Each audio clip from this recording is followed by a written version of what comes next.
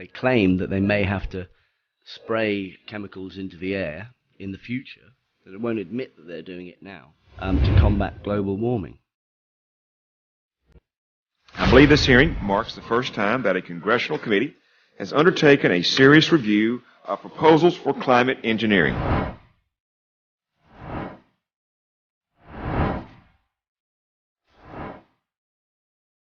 Chemtrails go from horizon to horizon, and they spread, and they crisscross, and they go next to one another, and pretty soon the whole sky is cloudy. Preliminary research suggests that we could rapidly and relatively cheaply put tiny particles high in the stratosphere, and that this would cause the Earth to cool quickly.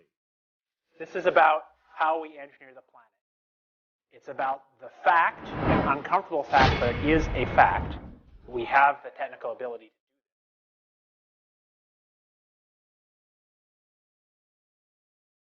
We don't know who's doing it. We don't know what it is they're putting into the sky. We think it's aluminum, borium, and strontium, but we don't know for sure. No one talks. If you have a covert operation, a cover for that operation will be provided. That's the nature of a covert operation. Please inform yourself about what is happening to our children and our future. This is your planet too. We are just here to try and help bring...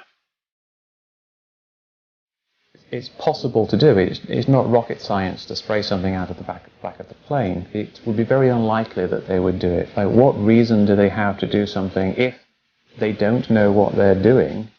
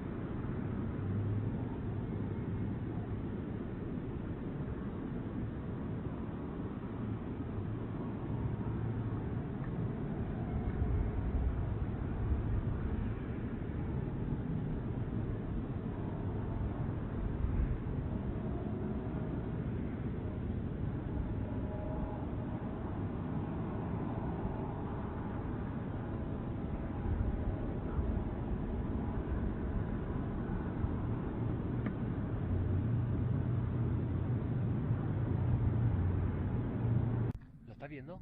Sí puede ser. Sí puede ser, me cago en la puta, pues yo no veo ahí un avión.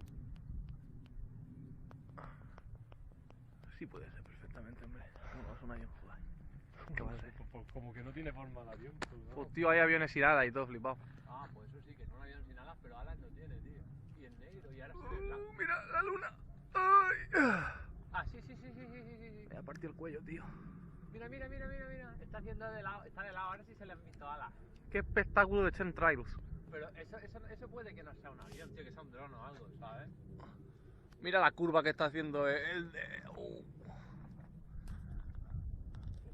Mira, ahora se vuelve a poner y parece volverse negro otra vez. Yo lo que sé que vuelo a una altitud flipante. Pero flipante. Yo me iba de aquí, de este pueblo, Francis. Si tú ríes, ¿tú te crees que esto puede ser bueno y no está cayendo directamente encima, tío? There he goes, blasting. There he is, shooting out his stuff. Poof.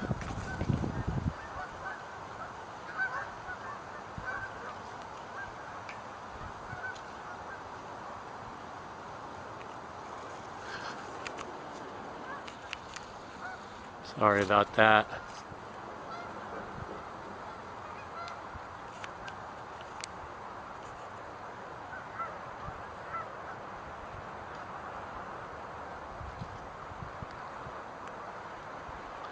You could see him just shooting spurts of it out.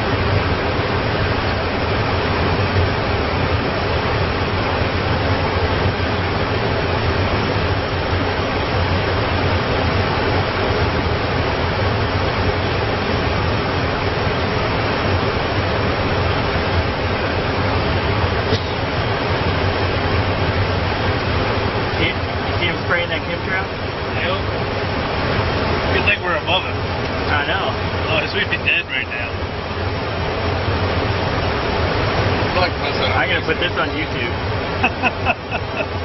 You videoing right now? Oh God, don't video right now. It's like it's sprayed out of the top of his wings. Don't do any evidence.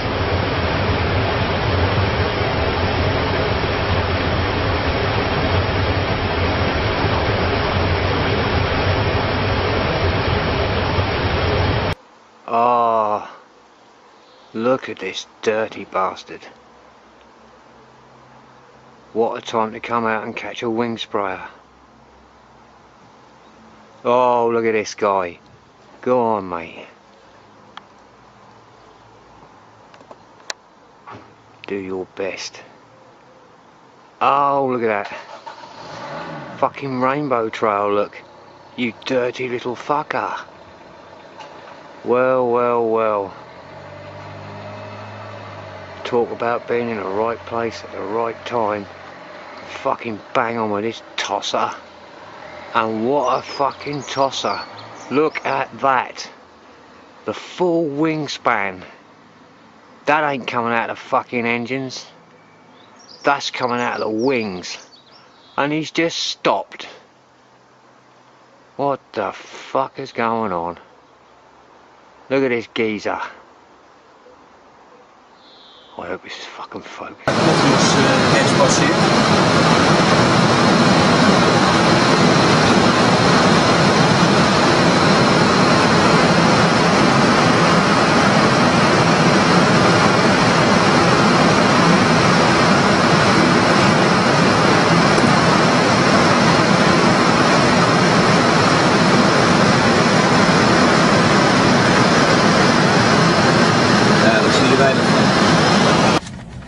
Maria wants to call me all the way home. What I bump into with my child.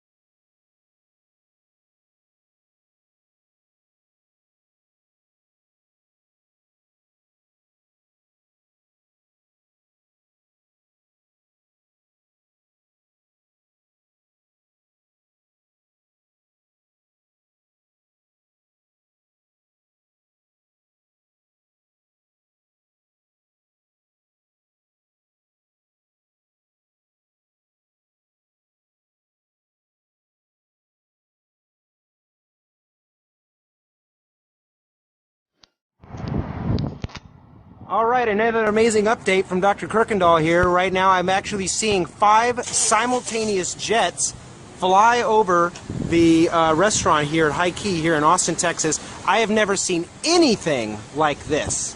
This is frustrating, and I gotta tell you, if this doesn't make you think that there's something wrong, what's going on here, then we've got a serious communication problem here, ladies and gentlemen. We need to start taking a look up what's going on with our skies and start really talking about the real issues, because this is, I've never seen anything quite like this. Absolutely unbelievable. And I just wanted to give you a video update today. Thank you.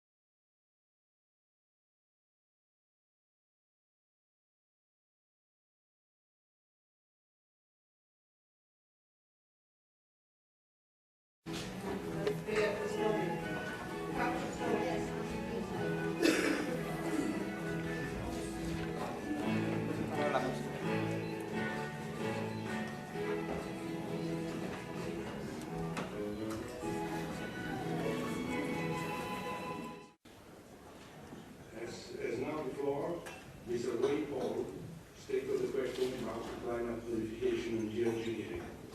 Thank you very much. Can you hear me? Can everyone hear me?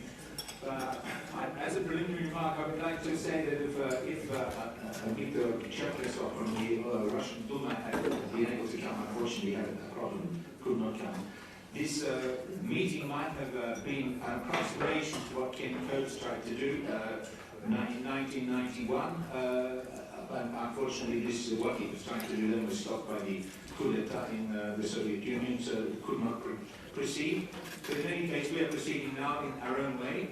The point of departure for this conference is the report on the environment, security and foreign policy, presented by Mrs. Maya Peterlin in the European Parliament on the 14th of January 1999, A4 000599, for the Committee on Foreign Affairs, Security and Defense Policy. We're grateful to those who achieved it. We should have a photograph of her here now.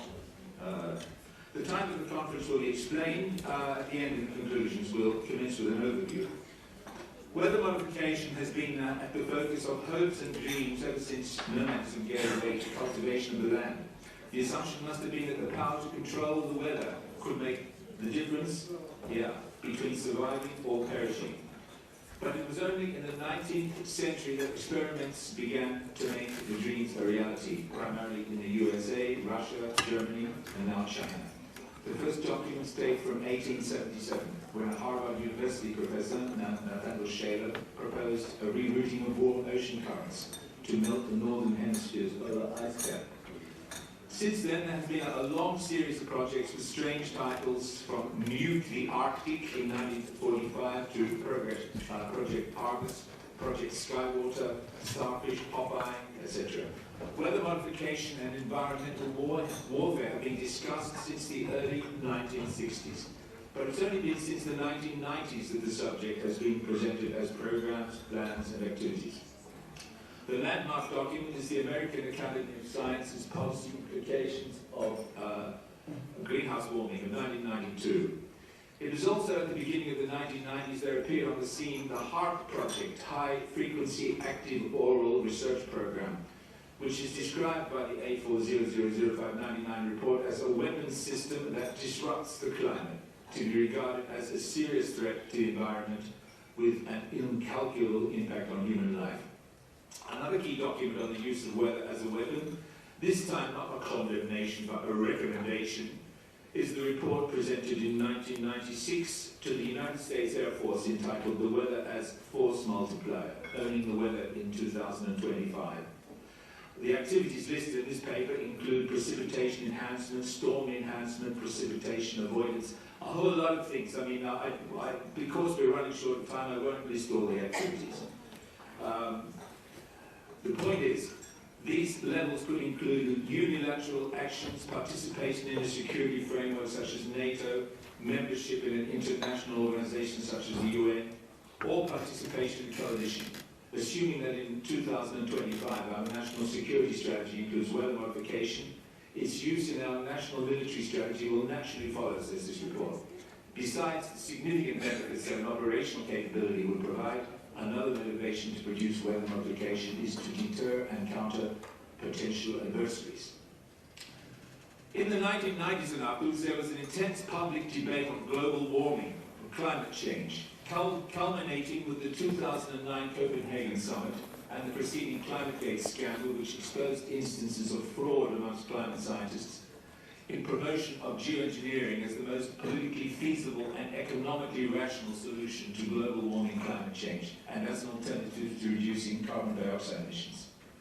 Geoengineering is defined as the deliberate and large-scale intervention in the Earth's climatic system to reduce global warming. Divides broadly into two categories, carbon dioxide removal and solar radiation management. At this conference we'll discuss only the second category, solar radiation management and stratospheric aerosol spraying.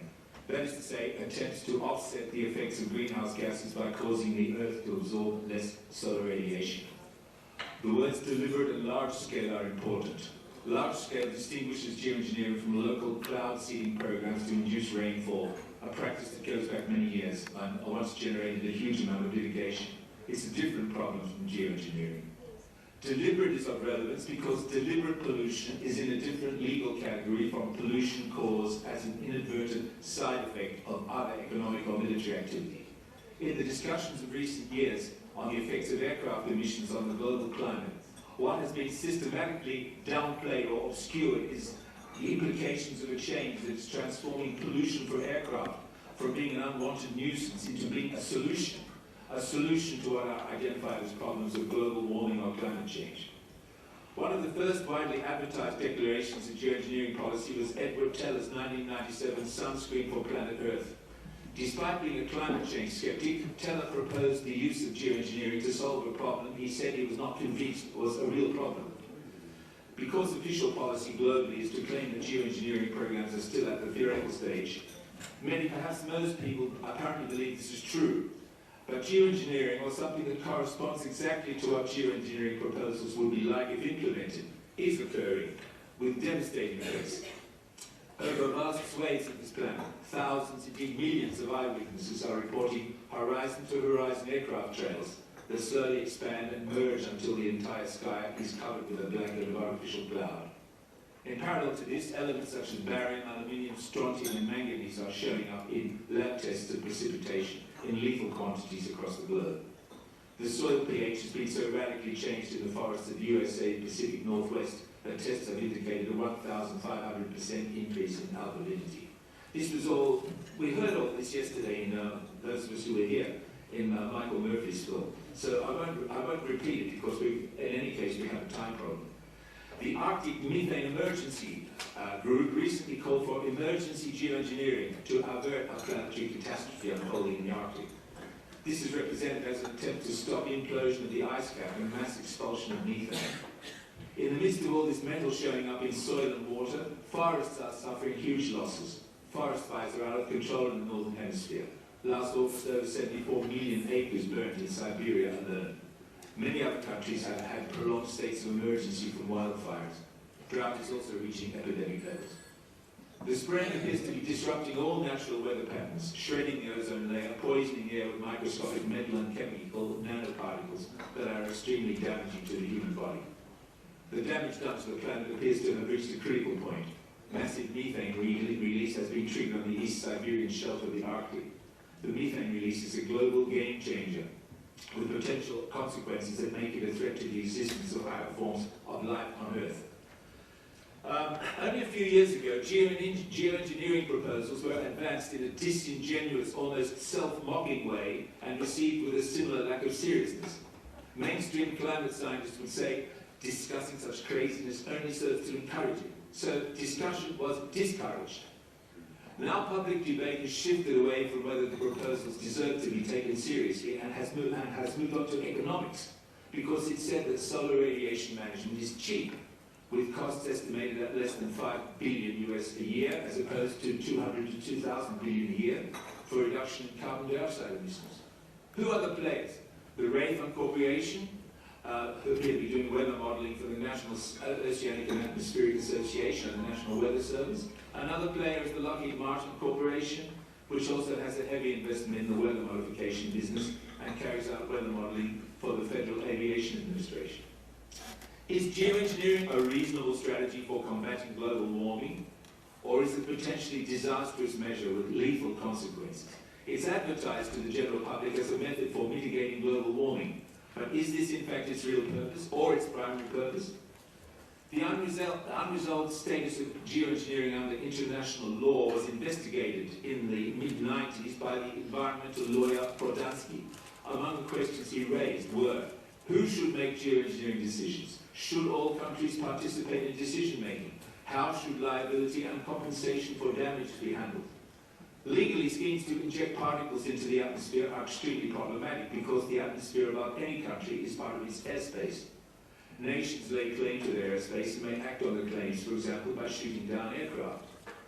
Geoengineering activity in the atmosphere could be viewed as infringements of national sovereignty. Obviously, the simplest way of dealing with legal problems of this kind, pending negotiation of the necessary adjustments to international law, is to deny that any such activity is occurring. One might imagine that those who dispute the reality of anthropogenic climate change would oppose programs whose declared reason for existence is to mitigate anthropogenic climate change. Mostly, however, this is not happening. Some formerly prominent anthropogenic climate change skeptics have become advocates of geoengineering. Other skeptics deny the more extreme type of geoengineering will ever be feasible.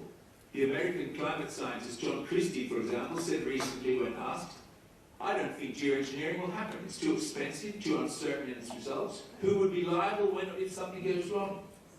John Christie would not have mentioned geoengineering at all if he had not been specifically asked, because his public role is to pursue the climate change debate with other scientists who take the opposite positions to him and argue that anthropogenic climate change is a reality. Climate change skeptics and proponents or opponents of geoengineering do not talk to each other about geoengineering. If they argue, it will be about climate change. John Christie says that geoengineering is not going to happen. A geoengineer such as Paul Crutzen will say that it's because of the attitudes of people like Christie, specifically his climate change skepticism, that Crutzen and others are obliged to make their Plan B proposals for spraying sulfur in the atmosphere. Both sides point the finger at the other.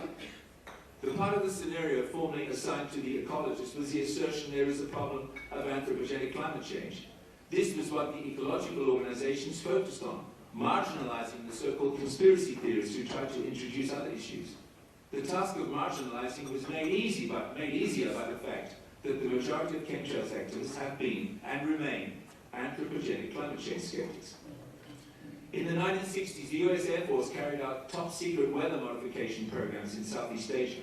But one of the side effects of America's military defeat in Vietnam was a shift in the balance of forces in the 1970s between civilians and the military that made possible the beginnings of legal regulation.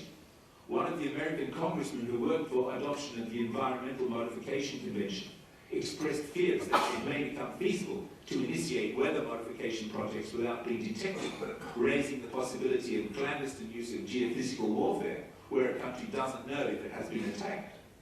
Objections of this kind carried weight, and in 1978 the Environmental Modification Convention came into force, banning the use of weather modification techniques for the purpose of inducing damage or destruction. The existence of the Environmental Modification Convention has made it necessary for there to be a similar conceptual transformation to that already noted with pollution, which has been turned from a problem into a solution. Damage and destruction now has to be identified as what environmental modification is aimed at preventing, not what it is aimed at causing. One of the best known opponents of geoengineering is the etc. group, which in Nagoya in 2010 at the UN Conference on Biodiversity achieved a moratorium on most forms of geoengineering. A moratorium which has, however, been ignored in the same way that other relevant legislation has been ignored. In February, Skyguards interviewed one of the founding members of the etc. group, Pat Mooney, but due to time constraints today, we aren't able to discuss what he said. You can find the complete text of the interview in the dossier we distributed. In an article I wrote some years ago called Climate Change, Jekylls and Hydes, I drew attention to a distinction between two types of activism. On the one hand, activism that is supported by the mainstream media that works through the United Nations, the Intergovernmental Panel on Climate Change, the big international environmental organizations such as Greenpeace, Friends of the Earth and the WWF. And on the other hand, activism of the kind that has led to this conference today, an activism that starts not from what we hear said about global warming on radio and television or read in the mainstream press, but more from what we see with our own eyes in the sky. It's hard to know which of these types of activism involves larger numbers of people, because the first so-called respectable type of activism is organized and centralized with offices, spokespersons, hierarchies, funding, all the things in short that we lack. But I suspect, given the millions and millions of references, photographs and analyses to be found on the internet, focusing on the questions we raise, that there are more of us, many more. It would be an understatement to say that relations between these two types of activism are bad. They are very bad, despite a thematic convergence of the last couple of years, so that groups that were once talking exclusively of global warming have now begun to express views on and mostly against geoengineering. Only 2 weeks ago there were discussions on geoengineering in the context of what is called climate justice at the World Social Forum in Tunisia, and there's a friend here who has come from that conference and can tell us about it personally, I suppose. If the political parties, parliaments, mainstream and alternative mass media and the World Social Forums are not willing to bear the political cost of honesty in relation to geoengineering, we citizens must assume this responsibility ourselves. Civil society must become organized to confront what, a generation ago and in a preceding phase of the activity of the very same weapons laboratories, was being called exterminism by the British writer and activist Edward Thompson. Given the seriousness of the situation and the way populations are being left defenseless, every potentially efficacious measure, judicial, political and economic, must be explored. Public health and public security are assets to be safeguarded and which must be safeguarded. This is what Skyguards, the main organizer of this conference, is about. While ways may have been found of circumventing the Environmental Modification Convention by redefining reality and representing aggression to the world's television audiences as protection, or at least attempted protection, there are other conventions, such as the Aarhus Convention, granting the public right of access to environmental information, that can and should be enlisted in response to deception of this kind. Thank you for your attention.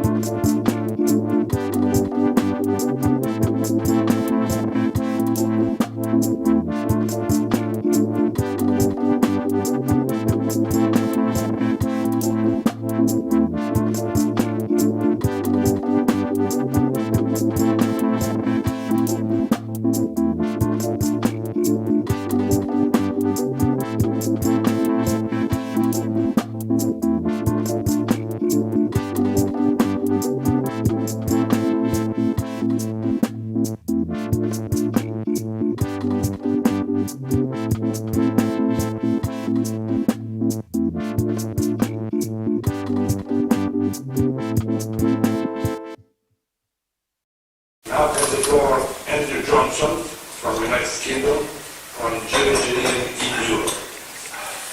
Thank you very much. In previous presentations, the question has been asked, are governments able to engage in things like geoengineering projects when they know that their citizens will be seriously affected? The evidence tells me yes. My name is Andrew Johnson and I thank everyone at this conference for their support. I have a background in software engineering, teaching and education, and I now work in student support for the UK's Open University. I have come here because I want the truth to be revealed, not classified by governments and authorities. Since June 2005, when I witnessed this scene outside my window, I have tracked aircraft, written letters and reports, and have been sent a lot of information from concerned people all over the world. We know deep down that something is wrong in our skies.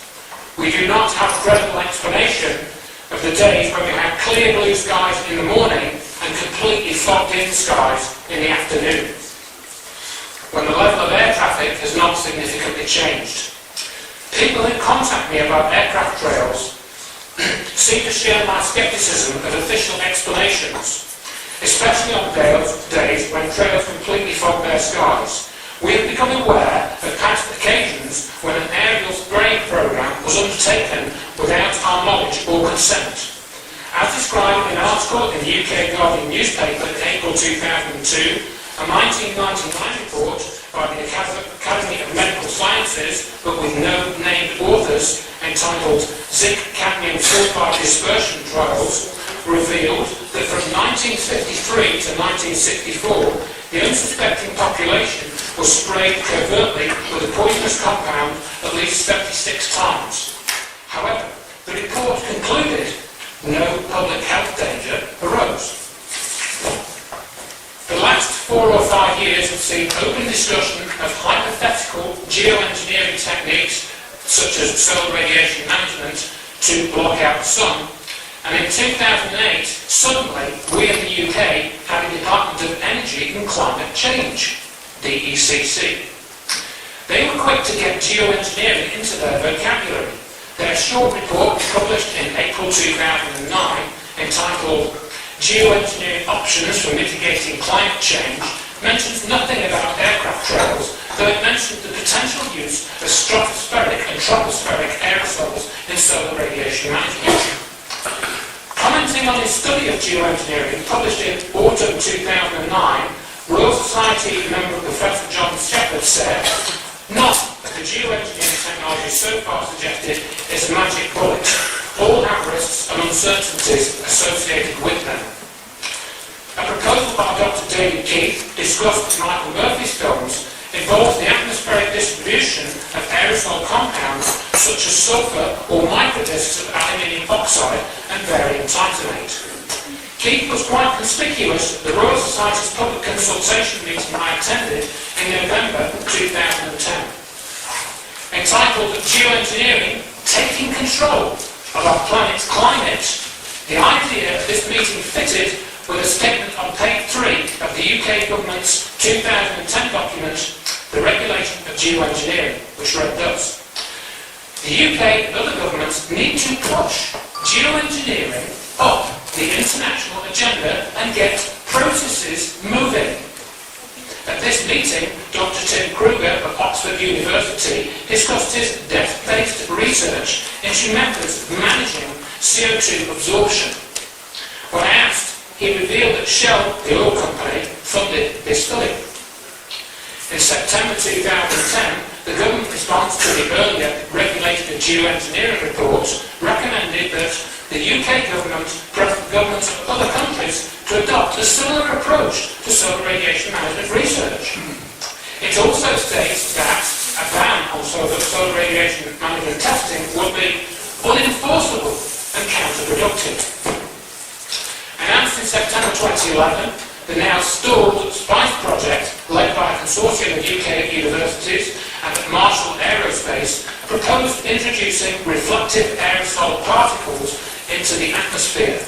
But in February 2012, Matt Anderson, a former aerospace and defence advisor, said in a letter to the UK Guardian newspaper that few in the civil sector fully understand that geoengineering is primarily a military science and has nothing to do with either cooling a planet or lowering carbon emissions. I agree, as I have now come to the inescapable conclusion that secret geoengineering has been going on for at least 11 years. This is clearly illustrated to me not only in the very strange cloud formations that I regularly see, such as the ones that you're seeing around you, but also in the path of Hurricane Erin. In the days surrounding the events which led to the destruction of the World Trade Center towers on 9/11, as documented in the meticulous detail by my friend Dr. Judy Wood in her book, Where Did the Towers Go? And I cannot help feeling that President Dwight Eisenhower warned us about what he saw in his own time 50 years ago. In the councils of governments, we must go against the acquisition of a warrant influence, whether sought or unsought, by the military-industrial complex. The potential for the disastrous rise of misplaced power exists and will persist. Thank you very much, everyone, for coming.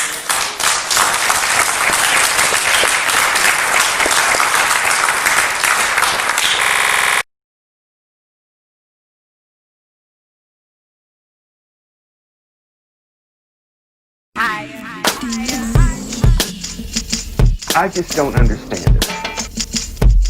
And I'm trying to understand it. I need help.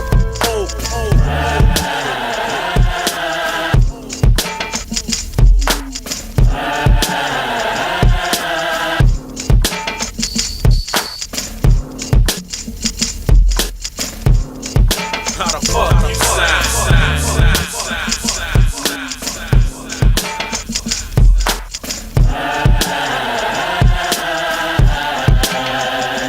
All the days of your life.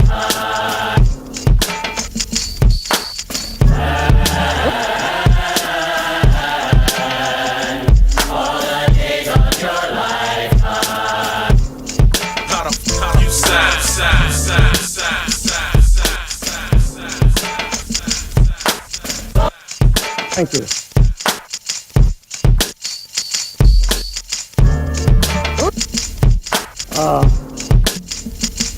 All right.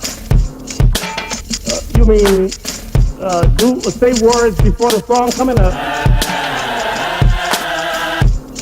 Yeah, but the song, but the music is coming in too fast before me.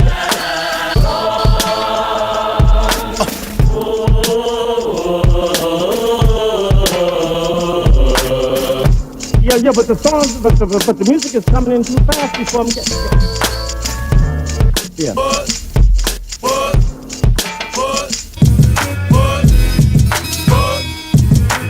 All right, that's beautiful. So once I raise my hand, that means let's go. Okay.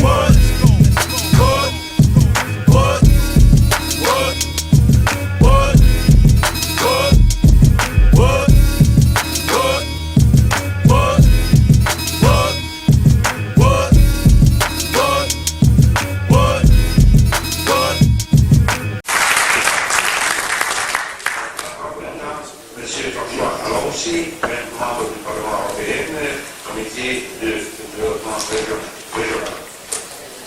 Bonjour à tous. Ça va.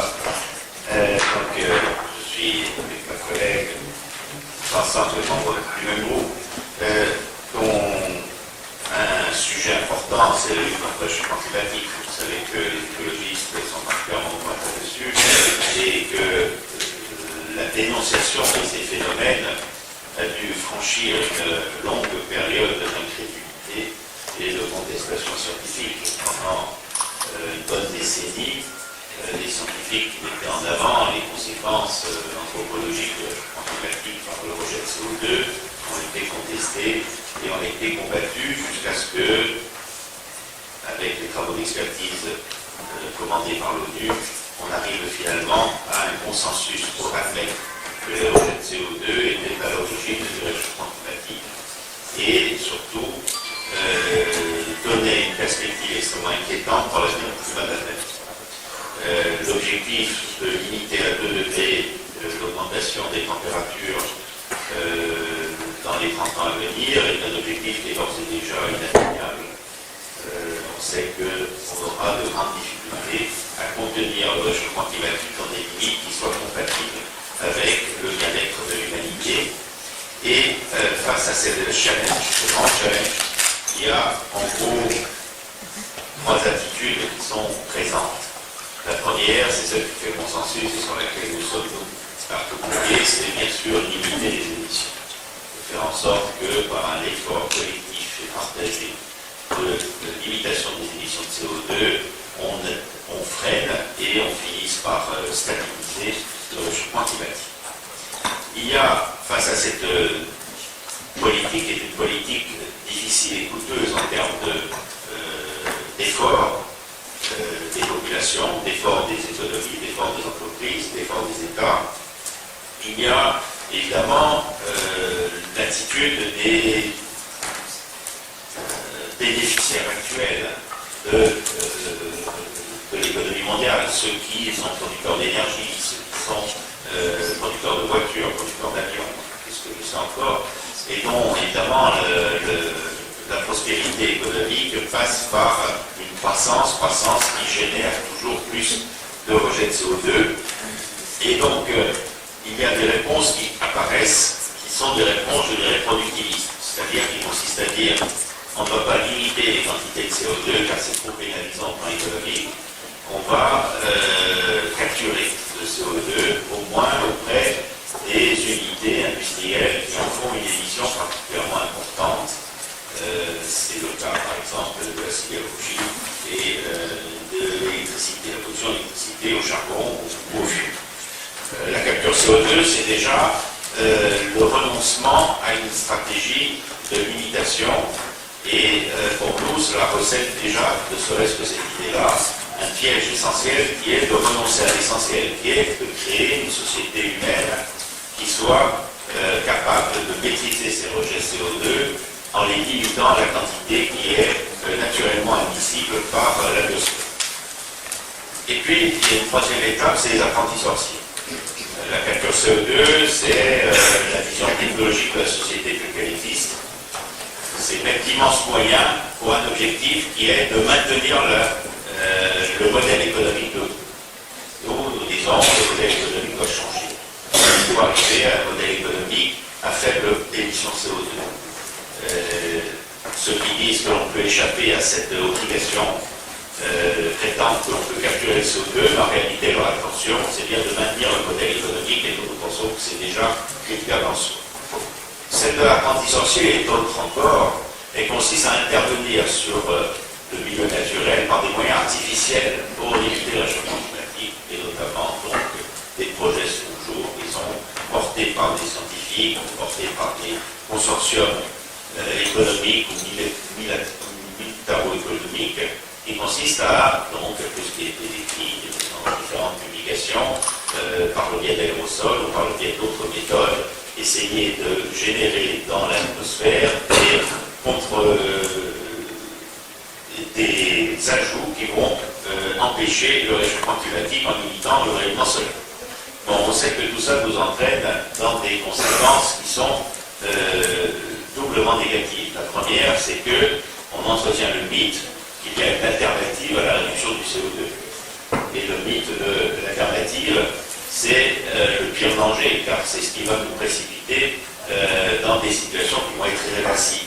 Et ensuite, c'est la boîte de Pandore, c'est-à-dire qu'on ouvre des possibilités de tous ordres, et y compris, pourquoi pas, c'est une sorte de militarisation du génie climatique pour créer des conditions qui sont potentiellement extrêmement dangereuses, comme la bombe atomique a été potentiellement extrêmement dangereuse pour l'humanité.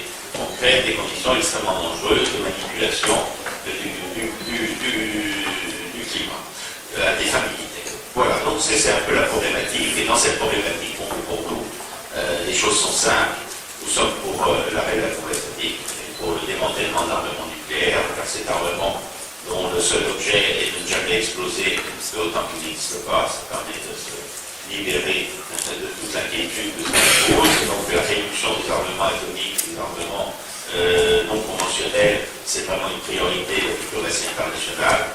Et ce n'est pas pour lui faire place, c'est pour laisser la place à une nouvelle forme de terreur d'État à travers les nouvelles armes qui seraient les armes climatiques. Donc il y a là un protocole global sur lequel nous sommes engagés pour faire en sorte que jamais, au grand jamais, ne se développe ces technologies qui entraînent l'humanité vers des situations qui peuvent être et qui peuvent dégénérer de façon absolument catastrophique. Voilà donc en quelques mots ce que je pouvais faire. Et si l'homme était capable de faire tomber la pluie?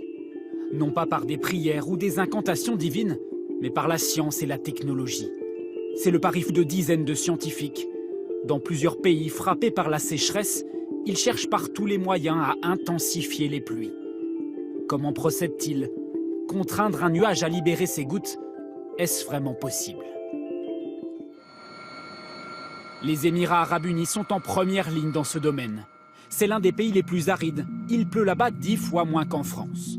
Mais depuis quelques années, le pays pense avoir trouvé la solution grâce à ses avions. À leur bord, ces drôles d'engins, des fusées remplies de cristaux de sel. L'avion décolle et une fois dans les nuages, déclenche ses fusées. Il libère ainsi ces cristaux de sel au milieu d'un nuage rempli de petites gouttes.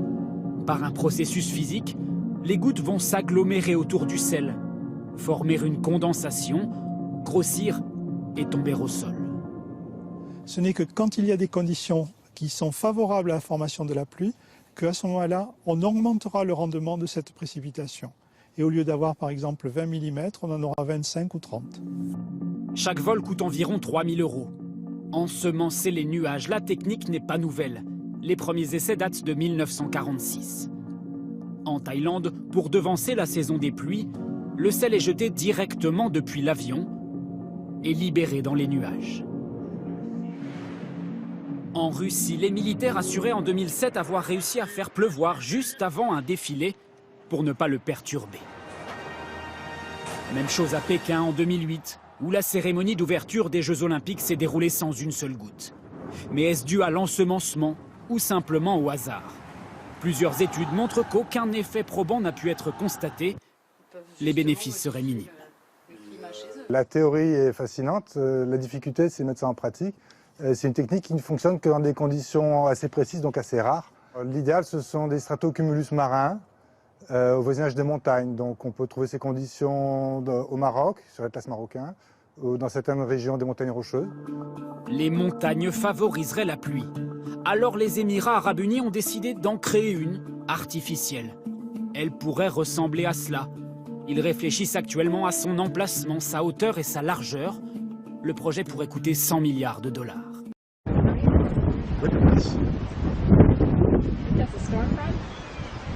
Oh, what is it? It's spinning like... It's like it goes on from one end of the horizon to the other. It's like a tree though. I almost wonder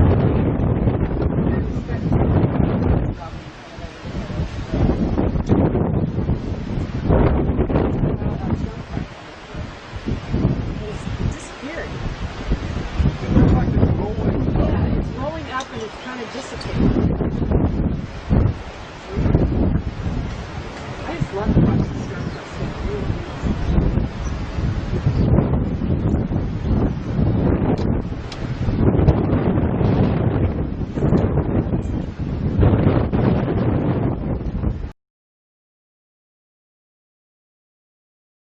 J'ai pas développé cet aspect-là, je ne pouvais pas parler de tout en 15 minutes, mais effectivement c'est un système extrêmement complexe. Donc j'ai montré qu'il y avait des effets régionaux dont on ne sait pas exactement ce qu'ils seraient, mais on peut dire avec certitude qu'il y aura des effets régionaux. Et puis après, il peut y avoir des effets sur les écosystèmes, ne serait-ce que parce qu'on modifie le rayonnement solaire, hein, on diffuse vers l'extérieur de la planète, vers l'espace, une partie du rayonnement solaire, mais on en diffuse aussi une partie vers la surface. Donc ça veut dire que la qualité du rayonnement n'est plus la même, on a moins de rayonnement direct, plus de rayonnement diffus, et ça, on sait que ça a des impacts sur les écosystèmes, par exemple. Mais là, c'est extrêmement difficile, hein, on en revient à la question précédente, c'est extrêmement difficile d'aller regarder ça à petite échelle, et tout de suite, voilà, on est confronté au problème de qu'est-ce qui se passe. Et donc, notre outil pour le moment, c'est la modélisation. Et il n'y aura pas de galop d'essai, c'est-à-dire qu'à partir du moment où on opterait pour une de ces solutions, c'est un peu pour le meilleur et pour le pire. J'espère qu'on n'optera pas pour ces solutions, donc il n'y aura pas de galop d'essai de toute manière. Mais voilà, on pense que c'est quand même utile de les étudier, ne serait-ce que pour en comprendre les implications. Now, when I first came to California from the East Coast, I learned very quickly, if you go to a barbecue or an outdoor party at night in California, back in the 60s, you took along a coat, even in the summer, because when the sun went down, the earth would lose heat rapidly and it would get cold. That's not the case anymore. Because of all of the particulate spraying, the night doesn't cool off nearly as fast or as greatly. You see the same thing in the desert. On a sunny day, it's very hot during the day, but at night it's very cold. On a cloudy day, it's not so hot during the day, but the night isn't nearly as cold. And the loss or the less heat loss at night is what is driving the global warming that we're seeing, and it's caused by the particulate pollution. So it's particulate pollution, not CO2, that is the cause of global warming. Very interesting. So this particulate act like a cover that will block entry of lights during the day or exits of light during the night, and ultimately it keeps the heat on one side. It acts like an insulant.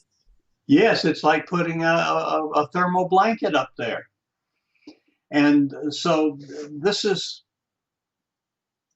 a different evidence for this. For example, certain cities where you have a lot of smog, you have this, and pollution, you have the same effect on a more local scale. You have the heating because you have the particulates above the city. Well, this is part of the story. I mean, this is the story. There's no such thing as CO2 caused global warming. CO2 is minimal for us to do this. This is far more dramatic.